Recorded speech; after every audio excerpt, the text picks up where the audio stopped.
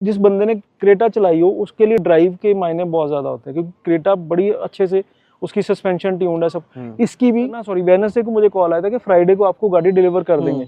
तो Friday morning जब मैं उनके पास गया कि ठीक है जी बताओ गाड़ी कितने बजे हम लेने आए, क्या प्रोग्राम है, तो वो कहते हैं जी गाड़ी तो अभी हमें पता ही नहीं कहाँ है। अच्छा, एक चीज़ मेरे दिमाग में ज़रूर थी कि ये गाड़ी जो है वो मतलब चलो लाइटर साइड है कि क्रेटा से छोटी नहीं लगनी चाहिए, क्योंकि नेचुरली आप आगे जा रहे हो तो आप ऊपर जाओगे, नीचे नहीं जाओगे। हेलो फ्रेंड्स, मैं गिरीश खन्ना आपके लिए लेके आया हूँ टाटा कर्व का ओनरशिप रिव्यू। और ये ओनरशिप रिव्यू हम इसलिए बनाते हैं ताकि आप अपनी मेहनत का 15-20 लाख लगाए बिना इस किसी भी गाड़ी के ऊपर जान सके कि क्या क्या उस गाड़ी के पॉजिटिव है, क्या नेगेटिव है।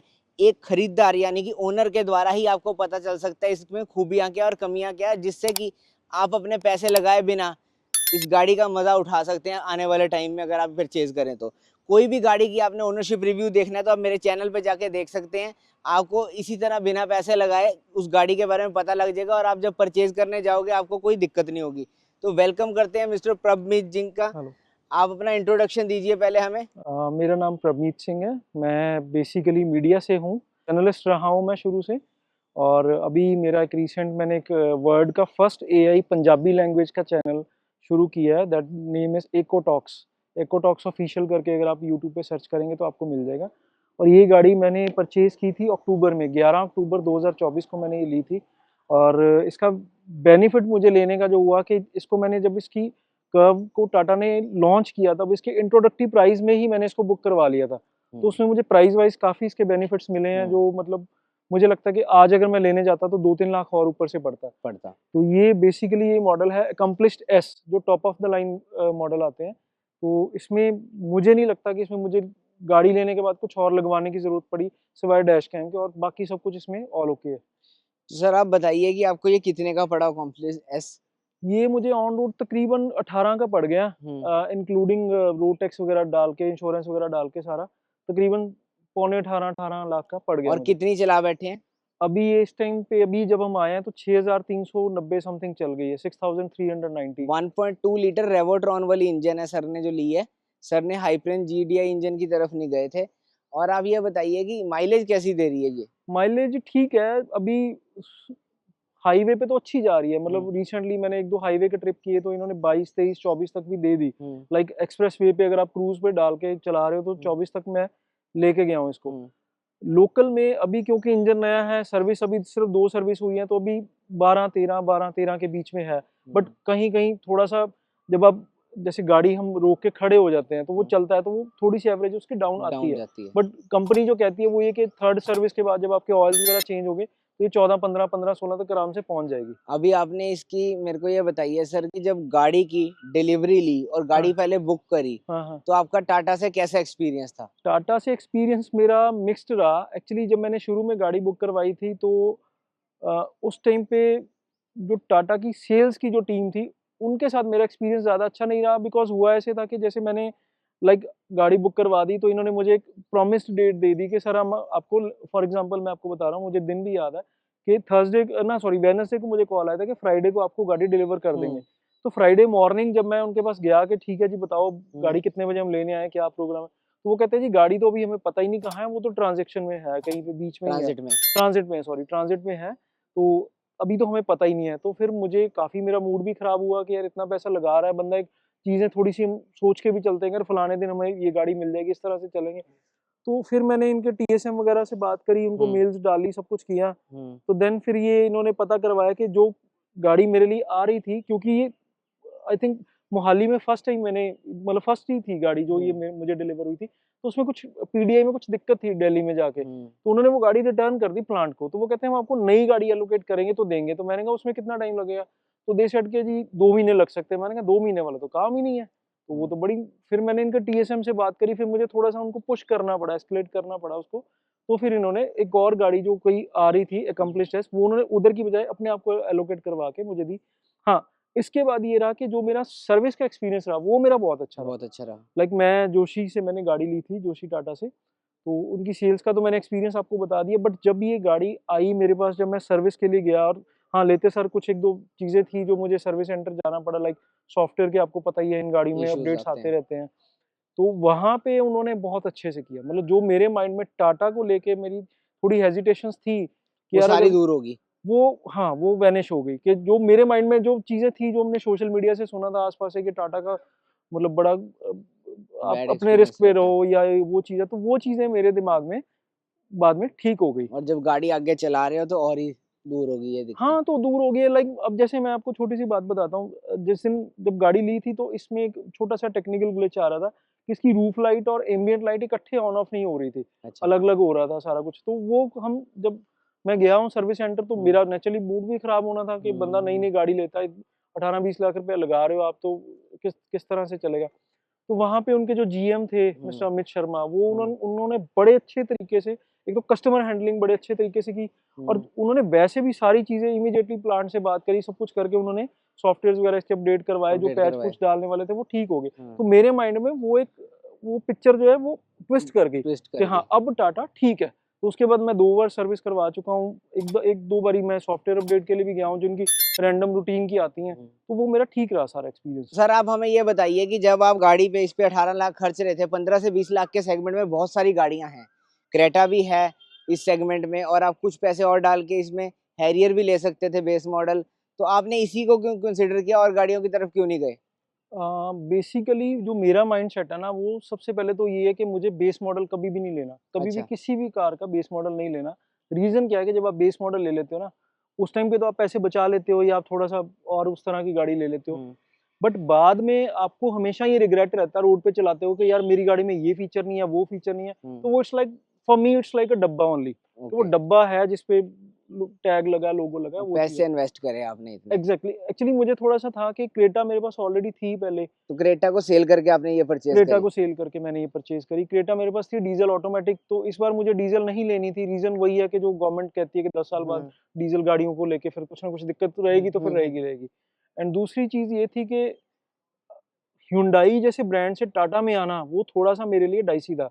बट जब मैं दोबारा देखने गया, मतलब फिर एक तो ये था कि क्रेटा देखे क्रेटा ही लेनी है, तो फिर हुँ, तो कोई फ़ायदा ही नहीं है। हुँ, देन फिर मैंने सेल्टॉस देखी।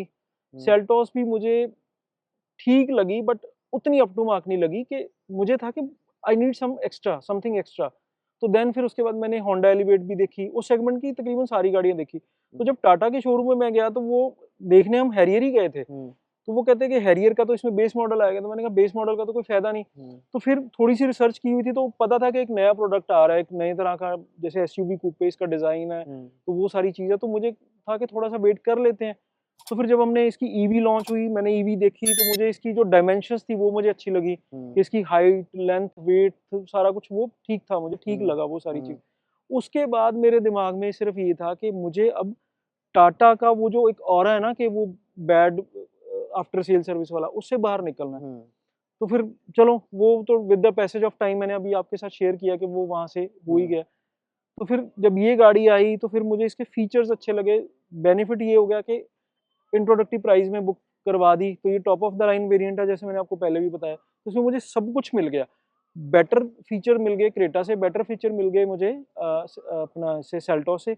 और हैरियर अगर मैं लेता, तो वो गाड़ी ज़रूर इससे थोड़ी बड़ी दिखती, मस्कुलर दिखती, बट अंदर कुछ नहीं था। अंदर आपको कुछ मिलना नहीं था अंदर बेस कुछ नहीं मॉडल मिलना में। था। क्योंकि इवेंचुअली ये होता है कि जब जिसने गाड़ी चलानी है ना, उसको अंदर बैठ के सारा फीचर्स कुछ अपने चाहिए। सामने चाहिए। हाँ, उसको बाहर की लुक बाद में मैटर करती है। तो आप ये बताइए कि इसमें जब आपने गाड़ी ये परचेज़ की थी, एलिवेट भी आपने कहते कंसीडर की थी, तो उसको क्यों रिजेक्ट किया? उसमें भी वो गाड़ी एक्चुअली मुझे बड़ी ब्लैक एंड व्हाइट सी लगी मुझे। मतलब मुझे लगा कि उसमें कोई फीचर तो है ही नहीं है ज़्यादा, हुँ, सिर्फ़ एक होंडा का ब्रांड है, सब कुछ है, ठीक है। और होंडा की एक जो चीज़ मुझे थोड़ी-सी पर्सनली मुझे लगती है कि होंडा 1-2 साल बाद ना गाड़ियों के जब फेसलिफ्ट निकालती है, तो वो पिछले जो मॉडल होते हैं उनको डंप कर देती है। मैं बहुत सारे मॉडल आपको गिनवा सकता हूँ, जैसे हुँ, जैज़ हो गया और हुँ, बड़े सारे इस तरह के मॉडल हैं, जिनको आज की डेट में मतलब पूछता भी नहीं है कोई। तो मुझे थोड़ा-सा वो चीज़ थी कि टाटा का, हाँ, सॉलिड तो टाटा का था ही मुझे, बट बेसिक थिंग इसकी ये थी कि एक तो नया डिज़ाइन आ रहा है इंडिया में, वो मुझे चाहिए, फीचर ज़्यादा बेटर चाहिए, सेफ्टी सिक्योरिटी चाहिए, ये चीज़ थी। दैट इज़ द रीज़न कि मुझे इस ब्रांड की तरफ इस मैंने, ब्रांड की तरफ आप गए। हाँ। अब आप मुझे ये बताइए कि आपको ड्राइव इसकी कैसी लग रही है सिटी में और हाईवे पे? ड्राइव ठीक है, ड्राइव कंफर्टेबल है। सी, जिस बंदे ने क्रेटा चलाई हो, उसके लिए ड्राइव के मायने बहुत ज़्यादा होते हैं, क्योंकि क्रेटा बड़ी अच्छे से उसकी सस्पेंशन ट्यून्ड है सब। हुँ, इसकी भी उससे बराबर या उससे शायद एक कदम ज़्यादा ही होगी इस टाइम पे। तो हुँ, वो मुझे उस मामले में ठीक लगी। हाईवे मैंने टूर किए हैं, जैसे मैंने आपको भी बताया, 2 बार मैं चंडीगढ़ टू दिल्ली गया हूँ, देन फिर अभी रिसेंटली महीना को पहले मैं आगरा भी होके आया हूँ। तो ड्राइव हाईवे की बहुत अच्छी है, लोकल भी ठीक है, सस्पेंशन ट्यून्ड है, गाड़ी बबल नहीं करती, कुछ नहीं करती, सब कुछ ठीक है। मतलब आपके हिसाब से अगर किसी के पास 18 लाख का बजट है, उसे ये गाड़ी जरूर कंसीडर करनी हाँ, चाहिए, कंसिडर करनी चाहिए। बल्कि कंसीडर क्या, परचेज करनी चाहिए। देखो वो तो उसकी अपनी वो है, बट हाँ मतलब इसको अंडर कंसिडरेशन जरूर रखना चाहिए बिफोर गोइंग, कि आप किसी भी चीज की रैट रेस में जा रहे हो। लाइक अब जब मैंने क्रेटा जब सेल करी, तो अब मुझे लगता है कि यार दुनिया में कितने ही लोगों के पास क्रेटा थी, तो मेरे पास भी वही सेम चीज थी। अब ये कि ये यूनिक प्रोडक्ट है, मैं जहां जाता हूँ लोग देखते हैं, पूछते हैं। शुरू शुरू में तो बहुत ज्यादा रोड होता था। प्रेजेंस पे बताओ ना, हाँ, क्या रोड कैसा है प्रेजेंस पे इसकी। शुरू शुरू में मैं कहीं भी जाता था, तो लोग आके पूछते थे कि अच्छा नया मॉडल है, अच्छा दिखाना इसमें क्या क्या है। अभी भी इवन 5-6 महीने हो गए हैं, तो अभी भी जब मैं कभी जैसे ट्रैफिक लाइट पे खड़ा हूँ, तो लोग देखते हैं कि इसमें क्या है, ये किस तरह की चीज है। डिफरेंट लुक है, कूप लुक है, फ्रॉक्स में आई थी लुक। हाँ, नहीं फ्रॉक्स में नहीं, ये एक्चुअली इन्होंने प्लेटफॉर्म लिया था ठीक है, लैम्बोर्गिनी यूरुस का। तो ये आपको कहाँ से इंस्पायर हुआ था आपके हिसाब से लुक। ये मैंने, जैसे लड़कों को शौक होता है ये गाड़ियों का, तो हाँ मुझे थोड़ा सा था कि हाँ यार, अब मैंने लैम्बोर्गिनी यूरुस देखी हुई थी, हाँ। तो मुझे था कि वो गाड़ी मतलब एक जायंट लुक देती है, तो वो जायंट लुक जो है वो इसमें भी आना चाहिए। हाँ अच्छा, एक चीज़ मेरे दिमाग में ज़रूर थी कि ये गाड़ी जो है वो मतलब चलो लाइटर साइड है, कि क्रेटा से छोटी नहीं होनी लगनी चाहिए, क्योंकि नेचुरली आप आगे जा रहे हो तो आप ऊपर जाओगे, नीचे नहीं नीचे जाओगे। नहीं आओगे। हाँ, वो चीज़ है। वो तो होता ही है कि अगर बंदा इन्वेस्ट कर रहा है और पैसे, तो बंदा चाहता है कि पहले ही जो गाड़ी प्रीवियस उससे बड़ी ले, उससे बड़ी ले, उससे बड़ी ले, और जो उससे कि ज़्यादा एडवांस फीचर साइज में वाली भी ले। हो, हाँ, फीचर्स में भी हो बेटर। हाँ, हाँ। अब जैसे इसके 18 इंच के अलॉयज़ हैं, हम्म 18 इंच के अलॉयज़ इस सेगमेंट में किसी गाड़ी में नहीं आते। हम्म। लाइक 360 कैमरा, अगर आप 360 कैमरा क्रेटा में लेने जाओ या तो वो कहाँ तक 25 लाख तक जाके पहुँचता है। इसमें तो क्रिएटिव प्लस में स्टार्ट हो जाता है 360 हाँ, डिग्री इससे लोअर कैमरा। वो वेरिएंट में भी 360 कैमरा स्टार्ट हो हम्म। जाता है। इसके 360 बाद हो, बस अकॉम्प्लिश्ड ए आता है जो आपने नहीं ऑप्ट नहीं किया, इसके इसमें बाद एडैस नहीं है। आता एक्चुअली, वो इसके पैरेलल सा ही आता है। हम्म उसके लिए 25,000 एक्स्ट्रा देने थे। That hmm. Is accomplished. A A stands for ADAS. ADAS की मुझे नहीं लगता कि इंडिया में नीड है। वायबिलिटी है, क्योंकि एडास नहीं, इंडिया में नहीं कामयाब हमारे ट्रैफिक कंडीशन के हिसाब से। वो मैंने देखे, एक दो मेरे जानकार हैं जिनके पास एडास थी, और वो एक्चुअली में वो उनका मतलब एक दो बार तो एक्सीडेंट होते होते ही बचा है। अच्छा, तो मुझे था कि गाड़ी मैंने चलानी है, तो मैं अपने हाथ में कंट्रोल रखूं, मेरे हाथ में रहनी चाहिए, गाड़ी एडास के हाथ वाला में नहीं ना कंट्रोल रखो। होना चाहिए। तो सर अब हमें बताइए इस गाड़ी के इंटीरियर्स के बारे में, आपको कैसा लगता है।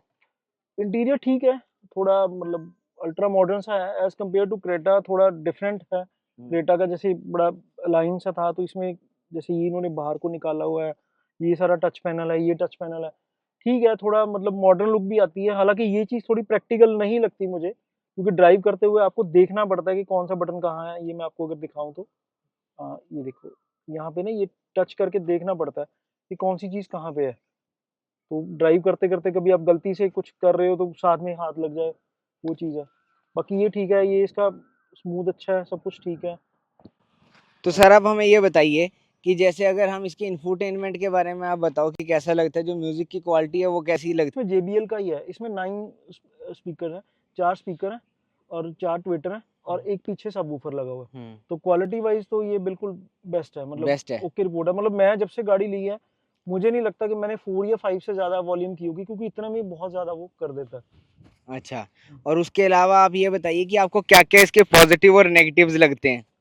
पॉजिटिव ठीक है, 360 कैमरा इज फाइन, क्योंकि वो थोड़ा सा पार्किंग में हेल्प करता है। हम्म जहाँ ज़्यादा ट्रैफिक है वहाँ थोड़ा सा मतलब आपको कॉर्नर्स में हेल्प कर देता है।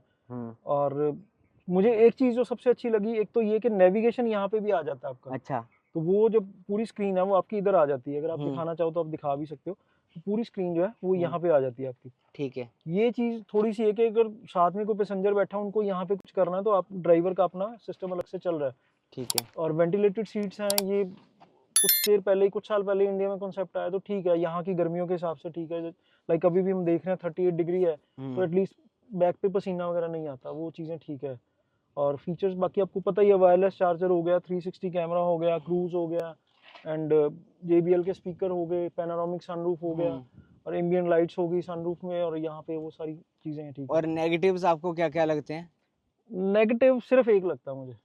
नेगेटिव ये है कि इन्होंने इसमें कोई कप होल्डर नहीं रखा हुआ। अच्छा। ऑल्दो मैं ड्रिंक नहीं करता हूँ, बट इतनी गर्मी में पानी तो बंदे को चाहिए ना पीने के लिए, तो वो पानी वाला इन्होंने इसमें दिया हुआ है, ये इसमें यहाँ पे रखने के लिए दिया, बट ड्राइव करते करते आप ये चीज़ नहीं कर सकते। हालांकि कूल ग्लव बॉक्स है, बट वो पानी का थोड़ा सा मुझे है कि इसमें कुछ ना कुछ होना चाहिए था। होना चाहिए।